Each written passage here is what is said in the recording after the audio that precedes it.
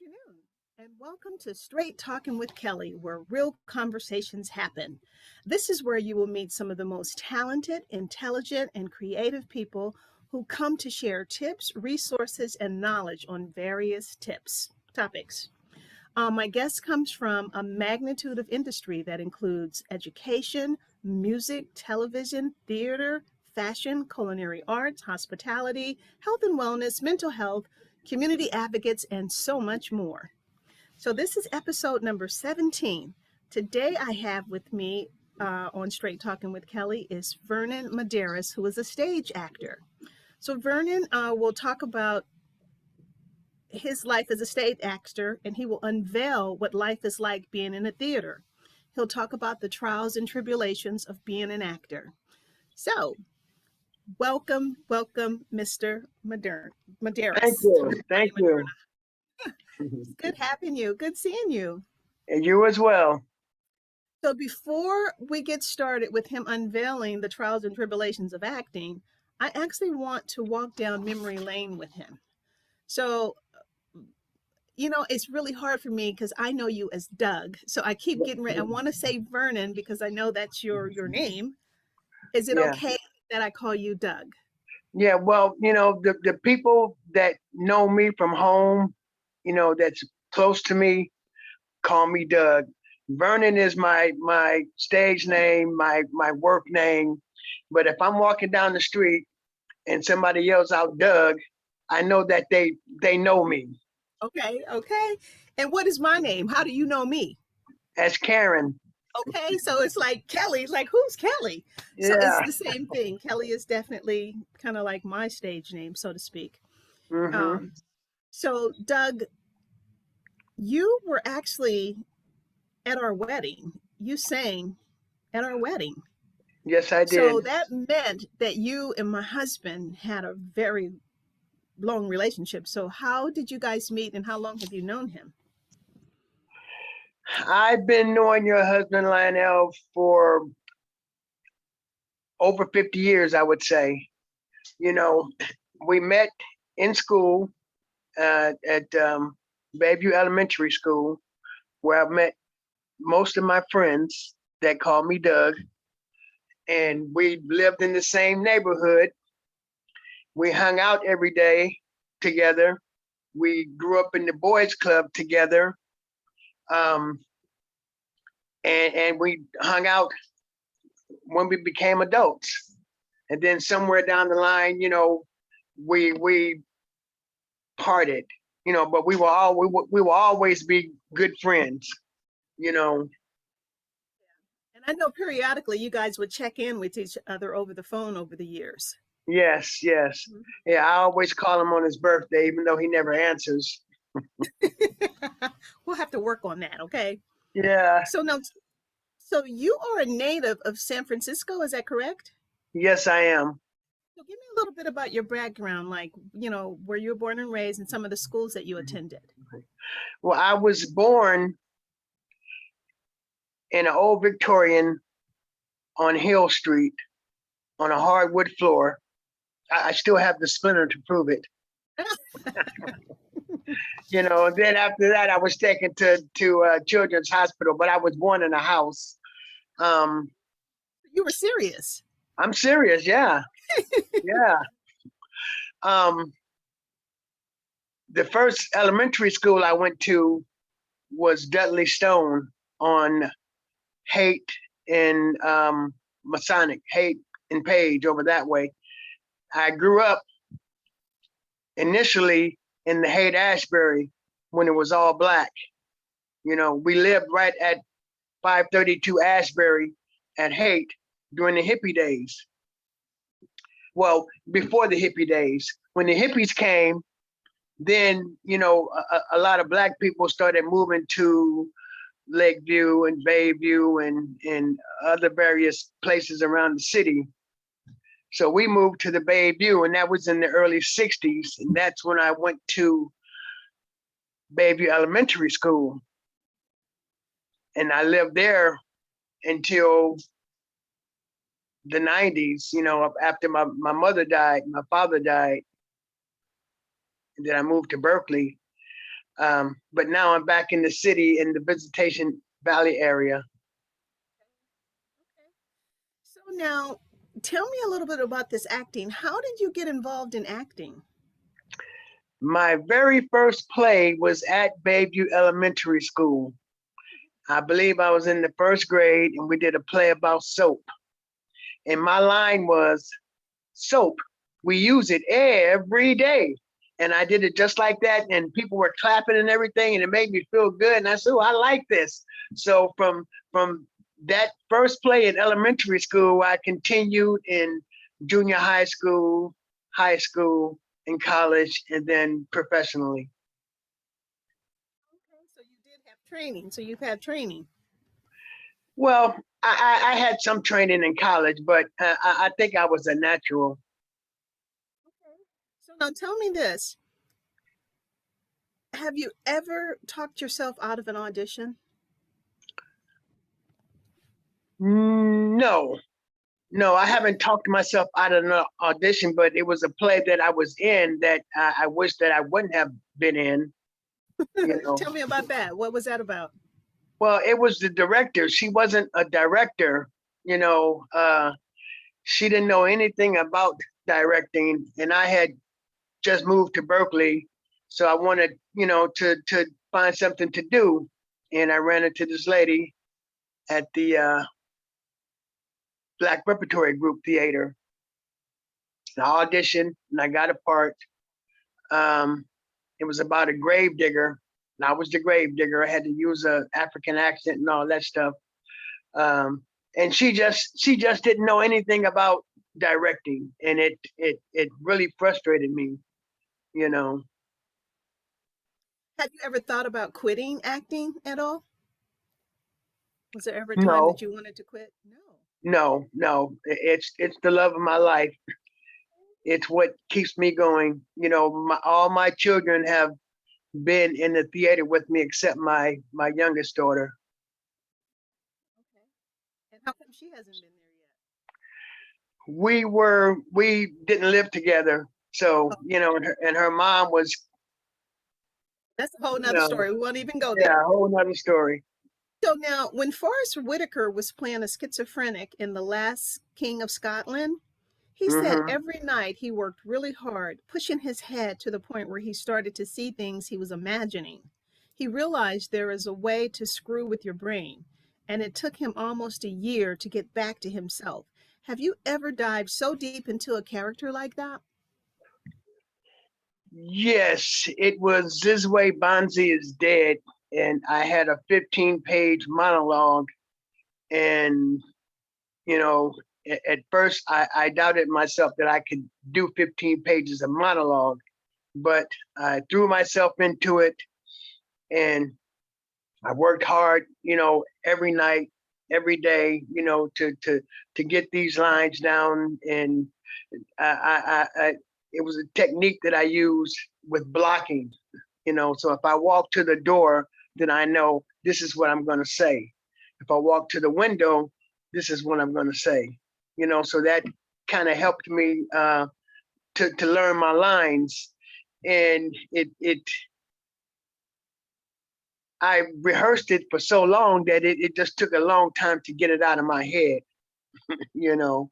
I didn't go crazy, but some things you learn it and you learn it and you perform it for so long that it sticks with you.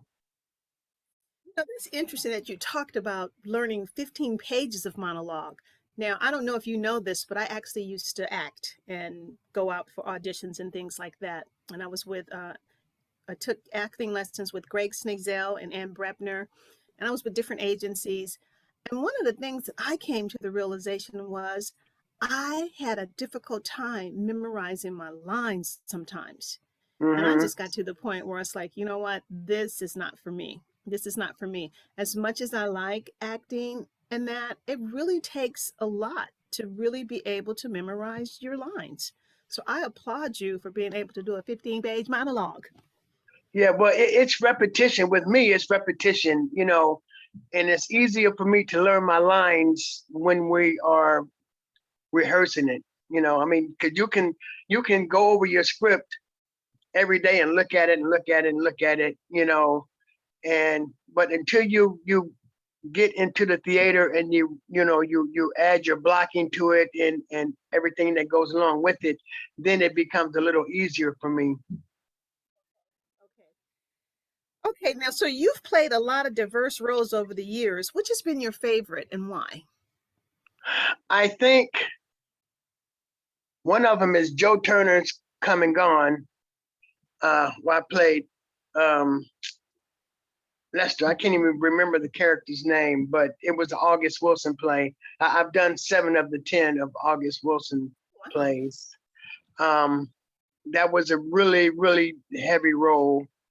And it was long ago, and I can't remember exactly how it went, but I know that I got a really, really, really good write-up, from the New Bay View, actually, and from Wanda Sabir, and another play was The Bluest Eye that I did with the Lorraine Hansberry Theatre. Really, really good role. And I've done so many that I can't recall all of them. Okay. So what has been one of your biggest mistakes you've made as an actor?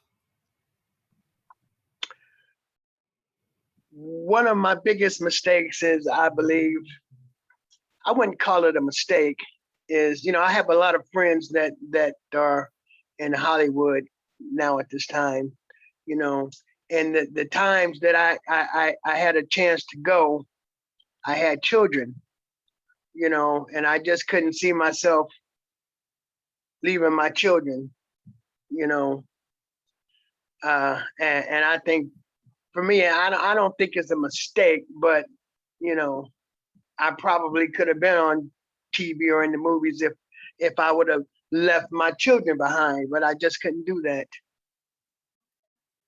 So how have you balanced your personal and professional life? How have you made that work out, being a father and pursuing your career? Well, when my children were young, they all came to the theater with me, and 2 of my daughters, learned how to work the front of the house, the back of the house, and they were actually in plays with me, so that was good. Whatever I did, my children were there with me, and so they learned a little bit of the trade. Now, what I would like to do now is talk about your upcoming performance in the AfroSolo 26th Annual Juneteenth Festival. You were part of Program 1, Black Men Embracing Our Light, that takes place on June 9th through the 13th. What will you be performing? I'm performing a piece called My Story. My name is Vernon. And it's about me not knowing who my great-great-grandfather was, but knowing who my father was, and my mother and my sister. And it also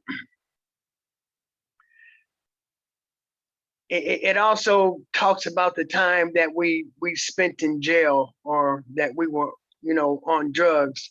And so I didn't spend a lot of time in jail. I spent like maybe 5 days in jail, but during a period of time, I got caught up in my addiction, so I wasn't performing. And then, so one day I'm sitting in the house watching TV, and I see Gregory Hines on Channel 9, and he's talking about, how it makes him feel to perform. And so I had some drugs and everything, and I just threw the drugs in the toilet, flushed the toilet, went to a friend's house, slept on his floor all night, asked God to help me, to help me, to help me. Next day I woke up, I got a newspaper and looked for an audition, found one, and I got a part. And I had been out of acting probably for maybe 4 or 5 years, and it was the theater that helped me to recover, to leave all that negative stuff alone and focus on the positive. And that's what I did. And that's basically what it's about, you know, and how I got into it and how I got out of it. Oh, beautiful. Wow. I'm sure it'll be able to help a whole bunch of people. So this event is free to the public and takes place on demand via AfroSolo's YouTube channel. No Hmm. RSVP, no RSVPs are required. Is that correct? People don't have to Yes, RSVP. that's correct. They can just show up. So, and I understand there will be a Yeah, live Zoom talkback. Is that where guests can ask questions to you? Is that what that's all about, the Zoom talkback? I believe so. I don't know because Thomas hasn't mentioned it. I don't know if we're going to be answering questions or it's going to be him. I'm not sure about that yet. So, to the listening audience, I want you to make sure that you visit AfroSolo's YouTube channel um, at youtube.com/user/AfroSolo TV/featured. So, you don't want to miss that. So, Vernon, can you tell me 3 people that have inspired you? Sidney Poitier, Godfrey Cambridge, and Forrest Whitaker. Oh, wow. So, I actually mentioned, okay, those are great, Yeah, great actors that you picked. So, tell me yeah. why are they inspirational to you? Well, with Godfrey Cambridge, it was his comedic timing. You know, I love doing comedy, and when I was in school, in junior high school and high school, when the when we had an assembly and the assembly would end before the bell rang, the audience would, you know, the class would call me up to the stage and I'd improvise. I'd just make up some funny stuff and make people laugh, you know. And I did that all through high school, you know. So I didn't the bullies didn't mess with me because I'd make them laugh, you know. And so that was my inspiration from Godfrey Cambridge. With Sidney Poitier, it was being a serious actor, you know, serious roles. I mean, he did some comedy, but you know, his were more dramatic, you know. Um, and Forrest Whitaker is just, to me, he does it all. He has a You know, range. He really does. yeah, Yeah. yeah, he has a wide range, and I think I have a pretty wide range myself.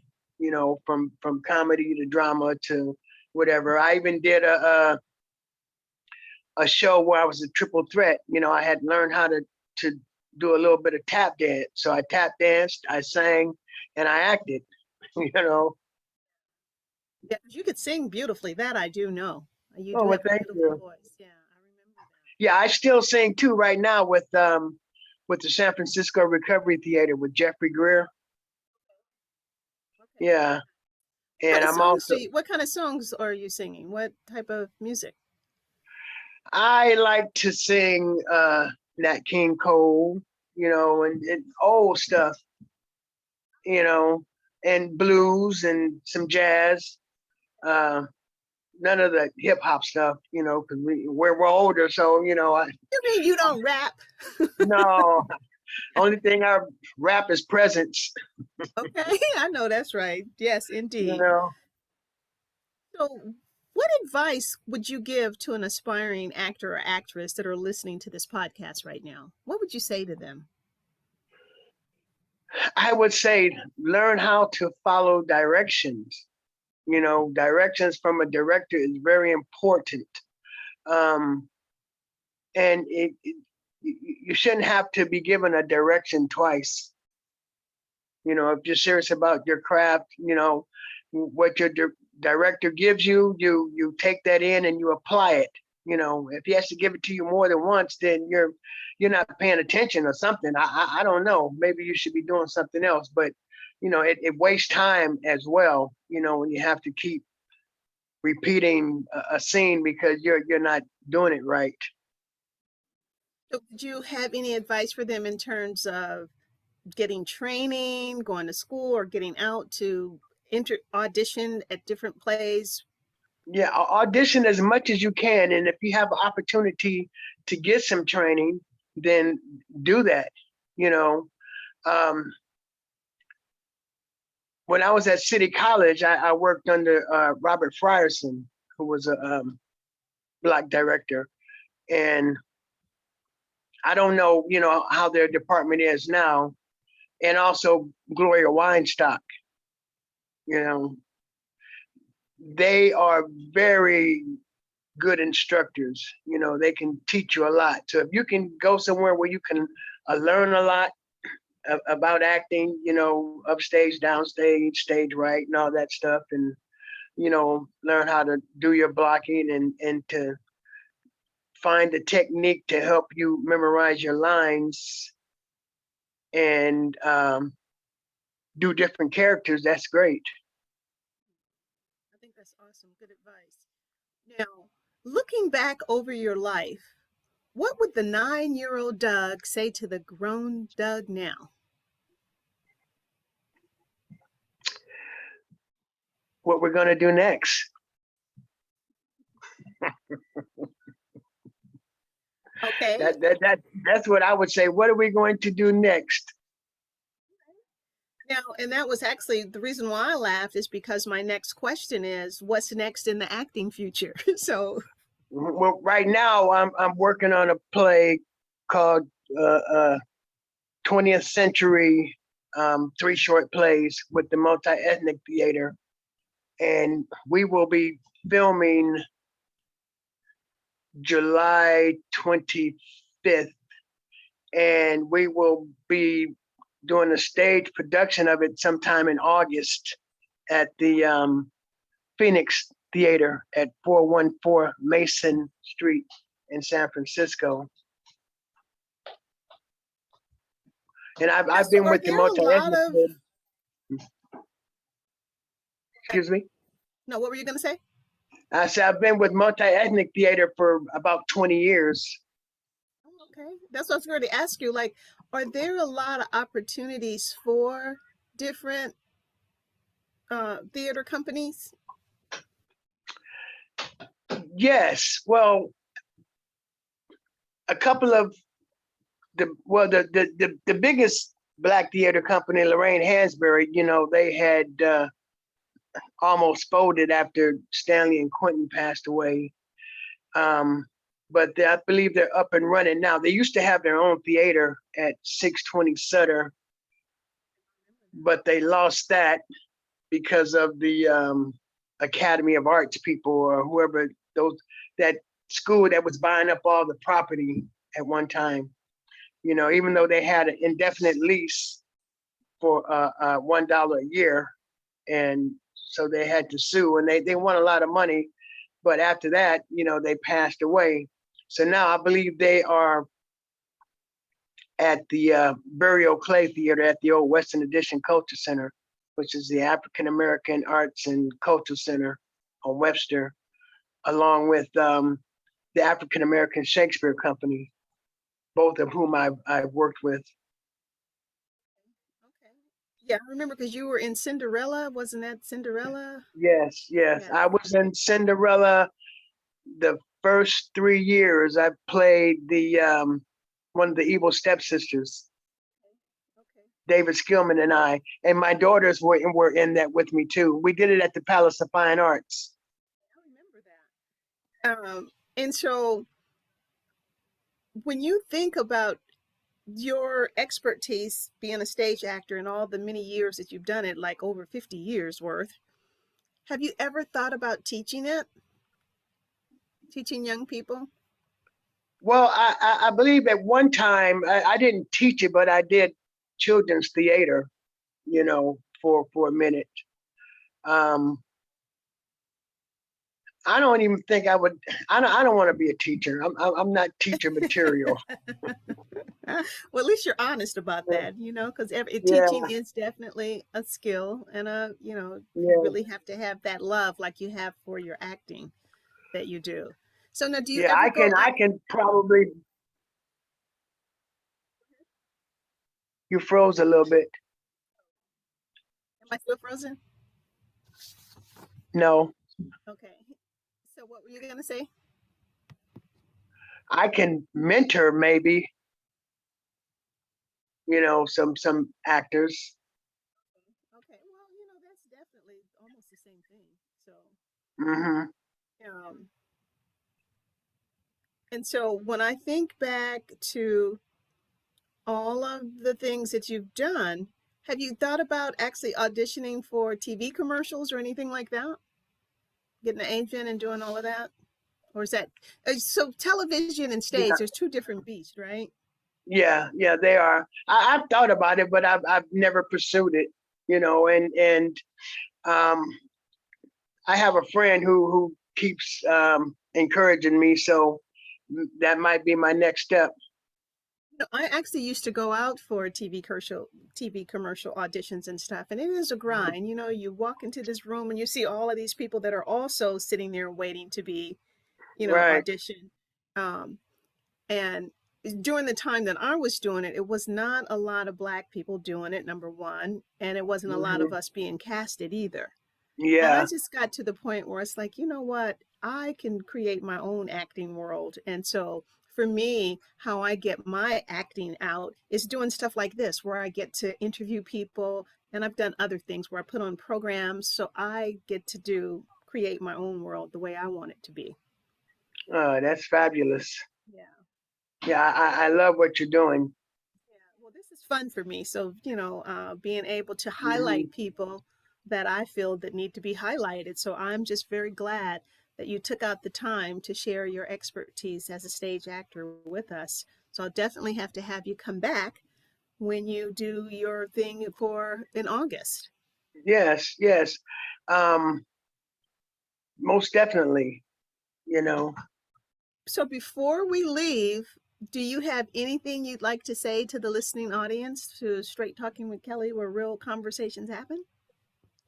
Well, if you want to see some snippets of what I do, you can go to YouTube and look up Vernon Medearis. That's Vernon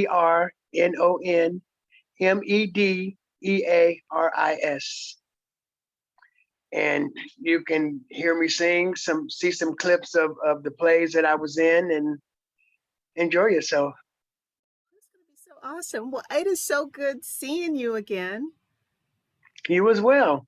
Yeah, and I know this will be a podcast that I know he'll watch. Yeah, okay. So he doesn't watch them or what? Oh, he does, but not all of them, because Oh, I'm okay. you're actually number 17. Oh, okay. Yeah, so he Yeah. he doesn't have a chance to look at all of Hmm. them. He'll get Yeah, around to it at some point, but I know that he'll take out time to look at yours. yeah. I talked to Willard yesterday, and we were thinking about doing a drive-by to your guys' house. Oh, that would have been nice. Feel free to do that. Feel free. We're here. Yeah. He would like that. Uh-huh. And Willard, oh my God, I know he'll enjoy watching this as well. Yeah. Yeah, Yeah. it's nice to see that you guys have stayed friends over the years like that, through Yeah. all the trials and tribulations. I think that is so beautiful. That's what real friendship is about. Yeah. I mean, me and Lionel, we were really, really close, and I still consider him one of my best friends, for life, you know, just because you don't see each other as much as you used to, friends are forever. Oh, it doesn't take away that bond by no means. I still keep in touch with my Right. girlfriend, Felicia, from junior high school. And we don't Mm-hmm. talk or see each other all the time, but when we do, man, we get on that phone and sometimes we can't let go. And I promised that I would Right. interview her son, so I will be interviewing her son. So the simple fact that, she has a son and we've grown up like this, I think it's Mm-hmm. beautiful. I think it's a great And, thing. and and your daughter's been on TV and all that stuff, right? Oh yeah, Tiffany was an actress, Mm-hmm. and so but she did not particularly care to pursue it. By the time she started college, when she was on her way to Fisk, she had interviewed for Dangerous Mind with Michelle Pfeiffer, and she got a Mm-hmm. call back. She got a call back, and so she was like, "Mommy, I don't want to do this." And I said, "It's your decision." And so she chose not to do it. And from then on, Yeah. that, you know, but her daughter, oh my God, my granddaughter, a natural. You're talking about natural, and Oh, she okay. loves it. She loves it, and she's been in a lot of things. She's did some stuff with Bobby McFerrin, so she's really up and coming, and she can sing. She sings opera. So Oh, she's that's amazing. that's fabulous. Yeah, absolutely Yeah. amazing. So she definitely wants to be an actress and a singer. So she has that bug where, and her dad was also a child performer like Tiffany. Oh, And he, okay. yeah, and he chose not, he used to do TV commercials and modeling and all that kind of stuff. And, Hmm.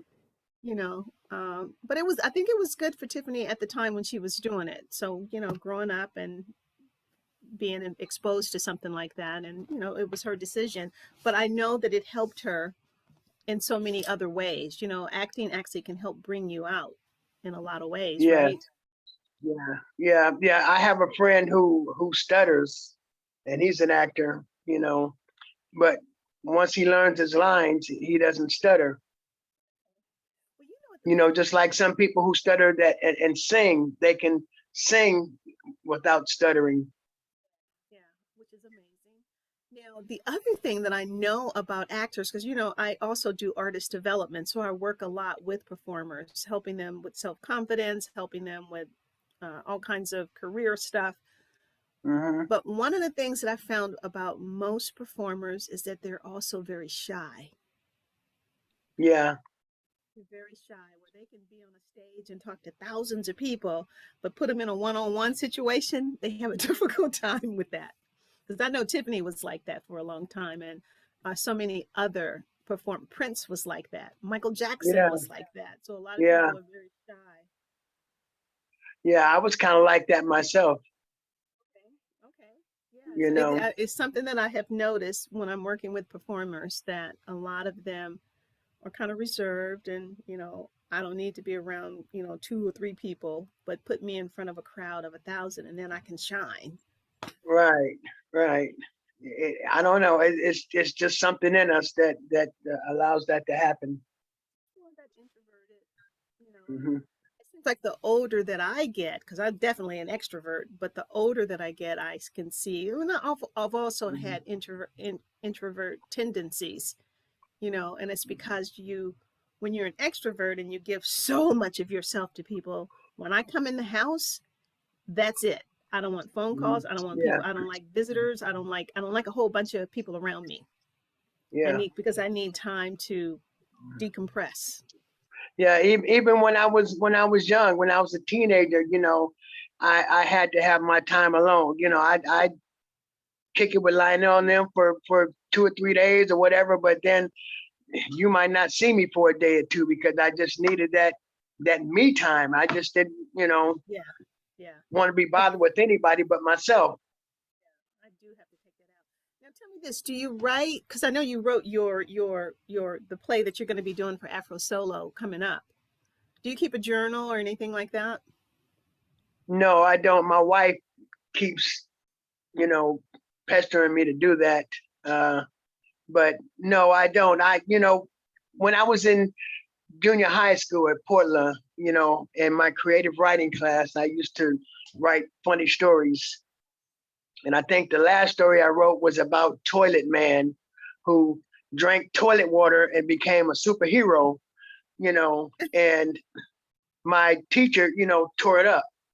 And I guess it crushed me at that time. And I just never wrote again. Wow. Well, get yourself a journal and start journaling. It's a wonderful process, especially for actors and writers and creative people. I highly Yeah. recommend. I've been keeping a journal since I was 15 years old. I have stacks of them. My daughter's like, Wow. "Mommy, what am I supposed to do with these when you're gone?" And I'm like, "I don't know. Yeah. Read Yeah. them." Real. Make a movie out of it, huh? I mean, whatever, but I've actually started rereading them, and it is Oh, amazing. Oh my God, it will take you back. Sometimes I'll start crying reading it, and then sometimes I just put it away because it's too much. mhm. And then there's other times it lets you know Yeah. how far you've come. It's a real beautiful testament of who you are and how you've grown and all the things that you've gone through. And as an Right. actor, I could see it as a very useful tool. Yeah. Mhm. I had a lot of stuff, but my second wife, see, I don't know, she just threw away all my stuff. Okay. She threw it away. Well, you know, when you are going through that separation thing, folks get crazy now. Yeah, That's yeah. just Well, part of the process. she was crazy before, during, and after. So Well, you married her, so what does that say yeah, I about you? know. Yeah, I did marry her, and the thing is, nobody in my family liked her, you know, but me. But you didn't listen, So huh? I Yeah. didn't. I should have. And she apologized, to me for the way she was when we were married. After, and we're friends. Oh, that's beautiful. I mean, See how it works out? yeah. Sometimes I mean, people we are have, better apart than they are together. yeah. And she's actually a poet and a children's book writer. So she's published and she sells her books in Sacramento. And my daughter, she does the illustrations. Oh, nice. Oh, beautiful. So just that creative vibe is still there. Yeah. And you know, Hmm. Tiffany is also a poet. Oh, okay. Yeah, and her husband have a publishing company, so they publish their own books. Wow. Yeah, and get them out there. Yeah, so anyways, I actually have a podcast that I did on her husband, Brian Gorman, so I'll send that to you so you'll get to see it and where he talks about his publishing company. So, Okay. yeah, so if you have writings, maybe you can get published. Thank you. Yeah. Well, again, I would like to thank you for taking out the time to be on Straight Talking with Kelly, where real conversations happen. And I hope you had a good time. Well, thank you very much. I don't know what you're saying now because you're frozen again, but Oh, that's funny because I you see know you. yeah, okay, because I don't see me frozen. That's funny how I'm still moving on my end, but on your end you see me frozen. Well, I said thank you for taking out the Yeah. time for being on Straight Talking with Kelly, where real conversations happen, and I do hope that you've enjoyed being here. I sure have. And it's good seeing you. You don't look a day over 37 and a half. That's about right. Not really. You know what? When I think about I have a 13-year-old granddaughter, I've earned my stripes, okay? Uh, You know, I'm just yeah. Yeah, I happy to know. be alive. I'm happy to be alive. My oldest grandson is 18. Wow, okay, okay. So I have So, eight grandchildren. do oh, that's beautiful. How many girls and how many boys? Let's see. My son has two boys and two girls. One of my daughters has one son, and my stepdaughter has um, a girl and two boys. So that's eight. I remember when all of your kids were first born and very little. So, in the simple fact that they're all grown and they got kids, it's Yeah. like, yeah, it's amazing.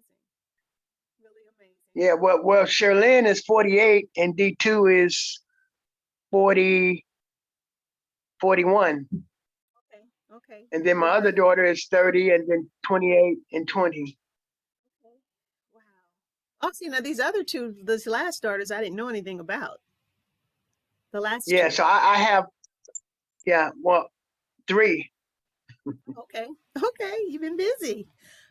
All righty. Well, you know, we've Yeah. said goodbye 3 times on the show. Okay. Well, we're Wanna going to let- say goodbye because I have to run too. I have to go to the theater. So All right. Well, good talking to you, and I will be in touch. All right. you as And well. Give thanks. your best to your husband. I will. And thank you again for being on the show. Bye bye. You're welcome. Bye bye.